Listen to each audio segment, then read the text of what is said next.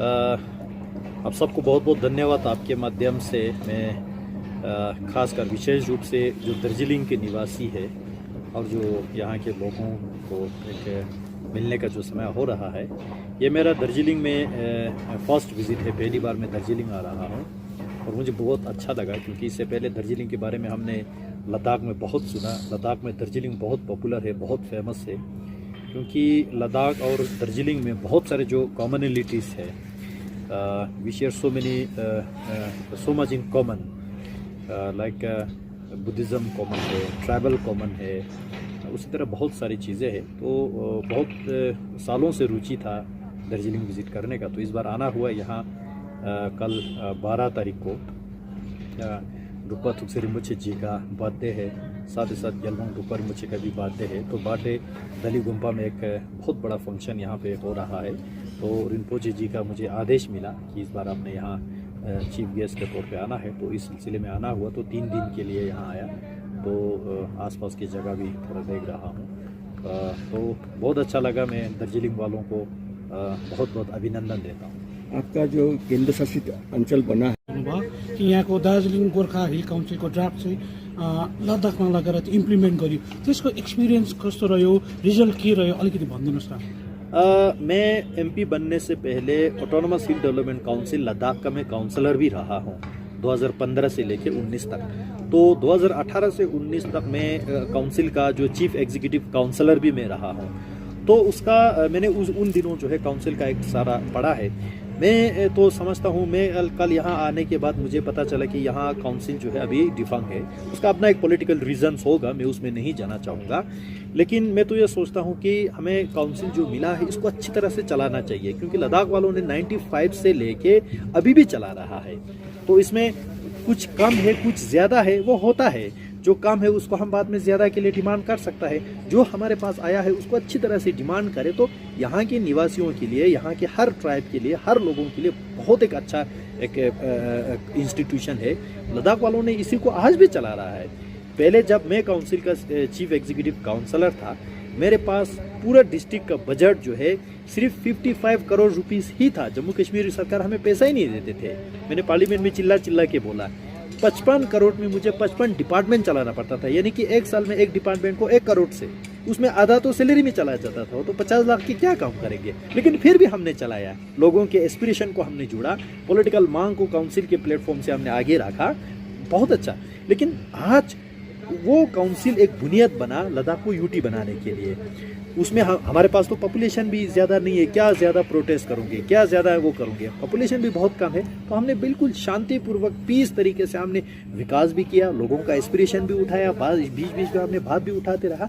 आज यूटी बनने के बाद लद्दाख को सालाना पैसा सेंट्रल गवर्नमेंट नरेंद्र मोदी जी 5,958 करोड़ दे रहा है।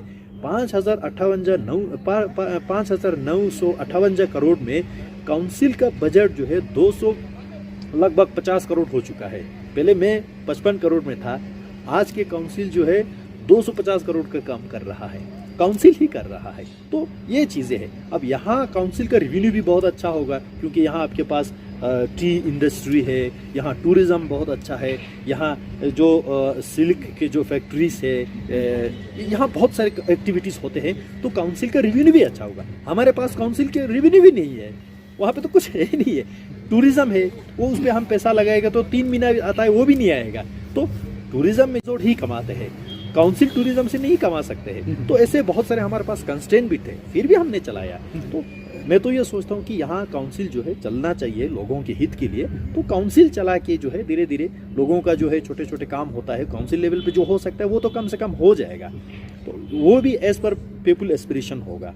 अभी जो है यहाँ जो इलेक्टोरल इंस्टीट्यूशन नहीं होने के कारण से ब्यूरोक्रेसी चला रहा है। वो ब्यूरोक्रेसी तो अपना हायर अथॉरिटी का वो जो है खुश करने के लिए अपना हिसाब से चलाएगा। लेकिन जब लोगों का इलेक्टेड रिप्रेजेंटेटिव होगा तो एज पर पीपल विशेस होगा।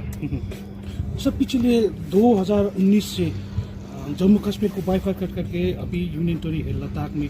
तो सर आप क्या मानते हैं, जैसे सिमिलरिटीज की आप बात कर रहे हैं दार्जिलिंग और लद्दाख की, क्या होना चाहिए दार्जिलिंग जैसे माउंटेन रीजन को या लद्दाख जैसे माउंटेन रीजन को, बॉर्डर एरिया को सरकार की ओर से कैसे मतलब किस तरह से इसको रखना चाहिए, आपका राय क्या है इसमें? मैं दार्जिलिंग में पहली बार आया हूँ, आज मेरा दूसरा दिन है। तो यहाँ के जो पॉलिटिकल इन्वायरमेंट है, लोगों के एस्पिरेशन है, उसको मैं अच्छी तरह से अभी नहीं समझ पाया हूँ। लेकिन मैंने पूरा नहीं समझने के बाद में बोलूँगा कि ये होना चाहिए, वो होना चाहिए, शायद गलत हो जाएगा, है ना। आई स्पीक यू फ्रेंकली, तो वो गलत हो जाएगा। लेकिन जो मैं सोचता हूँ, आज माननीय मोदी जी का सरकार है, उसमें मैं दो बात आपको हाईलाइट करना चाहूँगा। एक तो हिमालय हुआ, और विशेष रूप से दार्जिलिंग जैसे जो ट्राइबल एरिया हुआ, आपने रिसेंटली देखा जो बोडो ट्राइब के साथ जो है एक परमानेंट सॉल्यूशन हुआ। उसी तरह यहाँ के लोगों की भी एक डिमांड है, परमानेंट पॉलिटिकल सॉल्यूशन होना चाहिए। अब वो करेंगे तो कौन करेंगे? वो तो नरेंद्र मोदी जी और अमित शाह जी के अलावा कोई दूसरा पार्टी और दूसरा सरकार कर ही नहीं सकते। क्योंकि दिल्ली में देखो, लगभग 65 ईयर कांग्रेस ने रूल किया, क्या किया, क्यों नहीं किया ये सारा। लेकिन आज मोदी जी के सरकार आने के बाद देखो, बोडोलैंड का सॉल्यूशन दिया, लद्दाख का सॉल्यूशन दिया, उसी तरह ग्रेजुअली सबका सॉल्यूशन दे रहे हैं। तो मेरा पूरा उम्मीद है, विश्वास है, दार्जिलिंग का भी टाइम जल्दी आएगा। जो भी होगा, दार्जिलिंग के जो लोगों के एस्पिरेशन के हिसाब से प्राइम मिनिस्टर साहब माननीय मोदी जी जो है, माननीय अमित शाह जो है, इसका सॉल्यूशन लेंगे। ये इंपॉर्टेंट बात जो है हम सबको ध्यान में रखना चाहिए। इसलिए मैं कहता हूँ, हम ट्राइबल लोग, हम पहाड़ी के लोग, हम हिमालय के लोग जो है, मोदी जी के साथ चलने के अलावा हमारे पास दूसरे तीसरा ऑप्शन नहीं रहता है। इलेक्शन में कोई भी आपको पैसा दे सकता है, कोई भी आपको जो है मैनिफेस्टो दे सकता है, लेकिन उसको इम्प्लीमेंट करता है कि नहीं करता है, ये हम सबको ध्यान में रखना होगा, पहला बात। दूसरी बात, इसका एक अलग से आइडेंटिटी है, अलग से पहचान है। आपने रिसेंटली जो बजट देखा होगा, ये कमिंग फाइनेंशियल ईयर के लिए जो है, इस पार्लियामेंट्री बजट सेशन में, उसमें एक चीज़ मैं आपको हाईलाइट करना चाहूँगा। एक है जो बॉर्डर विलेजेस को, पहले कांग्रेस की सरकार दिल्ली में था, उसमें क्या था, बॉर्डर को डेवलप नहीं करना बॉर्डर की सुरक्षा मानते थे। Can you believe that? Border को, है ना, क्योंकि वो ये मानते थे हम बॉर्डर में सड़क बनाएगा तो चाइना घुसने में आसान हो जाएगा, इसलिए बॉर्डर को सड़क मत बनाओ। वही विकास मानते थे, वही सुरक्षा मानते थे। कैसे हम विश्वास कर सकते हैं? लेकिन आज मोदी जी ने डिसीजन लिया, बॉर्डर का जितने भी विलेज है वो वाइब्रेंट विलेज बनेंगे। तो वाइब्रेंट विलेज प्रोग्राम में बॉर्डर के छोटे छोटे गांव, जहाँ पे 2 घर है, 4 घर है, वहाँ 4G की टेलीकम्युनिकेशन देंगे, सड़क देंगे। ये आज ये बजट में आ रहा है। अच्छा, दूसरे जो है आपके यहाँ पहाड़ी क्षेत्र है, पर्वतमाला का एक स्कीम है। मैं कल यहाँ आया, सड़क से आया, यहाँ ऊपर अब पहुँचते पहुँचते सर दर्द होता है, सड़क ऐसे है, अच्छा नहीं है, कंजस्टेड है। तो पर्वतमाला के अंतर्गत लद्दाख से लेके, हिमाचल से लेके, उत्तराखंड से लेके, सिक्किम, अरुणाचल से लेके आपके दार्जिलिंग तक केबल कार बिछाएंगे, रोपवे बिछाएंगे। आपके यहाँ कलिम्पोंग से, शिलीगुड़ी से सीधा दार्जिलिंग तक जो है रोपवे से, जहाँ आपका 2 घंटा लगता है, वहाँ आधा घंटे का सफ़र होगा। वो आज भी आपके पास रोपवे है, लेकिन वो टूरिस्ट के लिए है, कमाने के लिए। अब वो पब्लिक ट्रांसपोर्ट के लिए किया जाएगा। तो ये चीजें जो है दार्जिलिंग के लिए है।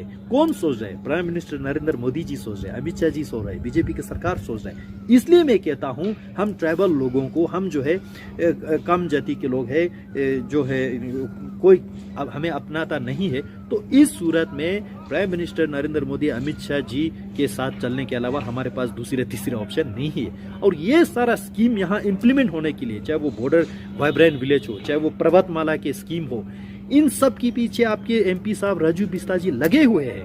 रोज हम वहाँ झगड़ा करते, क्या करते हो आप, ज्यादा पैसा लेके जरा लद्दाख के लिए नहीं छोड़ते हैं। वो इतना अच्छा काम करता है, और बहुत सारे मिनिस्टर के पास जो है हम दोनों साथ चलते हैं। मैं देखता हूं कि वो आपके कम्युनिटी के लिए, गोरखा के लिए कितना वो काम करते हैं। मैं आज ये भी आपके माध्यम से लोगों को कहना चाहूँगा, आज इससे पहले मैं दार्जिलिंग नहीं आया, आज मैं यहाँ पहुँचा तो मैं ये बता सकता हूँ, आप में दार्जिलिंग मुझे पता चल गया।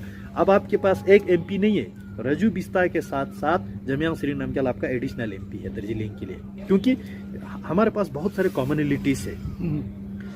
हिमालय के फैक्टर देखो, है ना, ऐसे बहुत सारे जो है। अब हिंदुस्तानी के हिसाब से नेशनल स्पिरिट तो हम सब में है ही है, लेकिन उसके अलावा भी बहुत सारे कॉमनलिटीज है, उन सब में हम सहयोग कर सकते हैं। सर एक काफ़ी इंटरेस्टिंग मतलब एक क्वेश्चन है, जैसे 2019 को लद्दाख को यूनियन टेरिटरी का स्टेटस देने के बाद वहाँ फिर एक पब्लिक डिमांड हुआ 6 शेड्यूल को लेकर। क्या वजह है, क्या है, मतलब लोगों का एस्पिरेशन क्या है वहाँ पे? वहाँ लोगों का एस्पिरेशन जो है 1 महीने में 1 साल में पता नहीं चलता है। उसके लिए लंबा संघर्ष चलने से फिर एक डिमांड पे स्टैंड रहता है, तो उसको हम मान सकते हैं हाँ ये इनका है, क्योंकि पीढ़ी दर पीढ़ी सोचना पड़ता है। क्योंकि डिसीजन ये नहीं कि इधर सड़क बना दो, ठीक नहीं हुआ तो तोड़ दो, उधर बना दो, वो नहीं है। यहाँ एक बिल्डिंग बना दो, देखो कैसा लगता है, ठीक नहीं हुआ तोड़ के दूसरी जगह बना दो, ये हो सकता है। लेकिन एक पॉलिटिकल डिसीजन देना वो जनरेशन टू जनरेशन उसका इफेक्ट होता है, isn't it? इसलिए अब पॉलिटिकल एस्पिरेशन जो है उस पर समय लगता है, उस पर डिस्कोर्स लगता है, डिबेट लगता है, डिस्कशन लगता है, तब जाके वो एक बोल सकता है कि भाई हाँ ये पीपुल लोगों के एस्पिरेशन है। तो हाल ही में आपने सही कहा, जो 6 शेड्यूल की डिमांड आया, फिर उसमें जो है काउंसिल को एम्पावर करने का डिमांड आया, फिर स्टेटहुड बनाने का, फिर स्टेटहुड नहीं बना के यूटी विद लेजिस्लेचर बनाने का, अच्छा फिर सिक्किम लायक बनाने का, जम्मू कश्मीर लायक बनाने का, फिर बीच में बोलता है कि पुडुचेरी जैसा बनाने का। तो ये अलग अलग जो है ये हम समझ सकते हैं 2024 का इलेक्शन जल्दी आने वाला है, तो ये सारा मुद्दा पका रहा है, खिचड़ी पका रहा है। उसके अलावा प्रधानमंत्री जी ने साफ शब्दों में कहा लद्दाख को कार्बन न्यूट्रल बनाना है, लद्दाख को सस्टेनेबल बनाना है। लद्दाख के जो डिसीजन जमीन को लेके, कल्चरल आइडेंटिटी को लेके, भाषा को लेके, पहचान को लेके, विकास को लेके, वो सारा लद्दाख के लोगों के सोच विचार के अनुसार ही होगा। तो इससे ज्यादा हमको क्या चाहिए? सर जैसे आपका दार्जिलिंग के जो पॉलिटिकल इधर में जो प्रॉब्लम है, मतलब आप जानते हैं बंगाल के साथ आपका इधर में प्रॉब्लम है, जैसे जम्मू कश्मीर के साथ आपका लद्दाख का था। तो दार्जिलिंग के पॉलिटिकल प्रॉब्लम के ऊपर या पॉलिटिकल सॉल्यूशन आपका स्टैंड क्या रहेगा? क्योंकि जब हमारा बात हुआ इधर वो मैंने शुरू में कहा, दार्जिलिंग वालों के लिए एक तो यहाँ के हक यहाँ के लोगों को मिलना चाहिए, ठीक।